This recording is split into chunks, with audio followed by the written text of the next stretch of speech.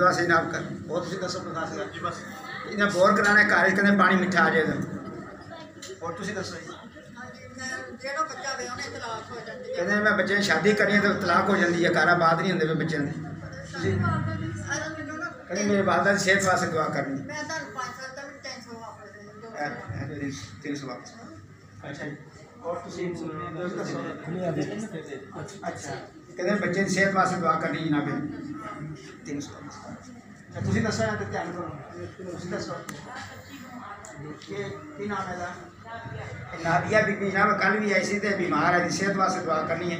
बड़े परेशान ने वालदा की नज़र भी घट गई है तो बच्ची सेहत वास्ते दुआ करनी तुम दसो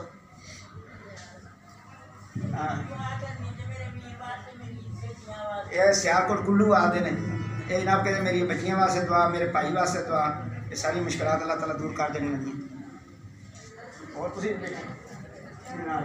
बस दुआ जनाब इन्होंने वास्ते दुआ करो सारी आमीन अल्लाहुम्मा रब्बना आमीन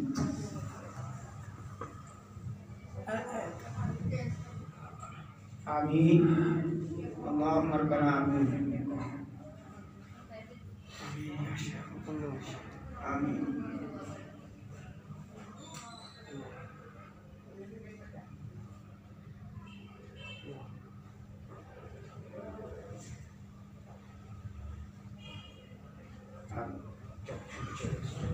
चलो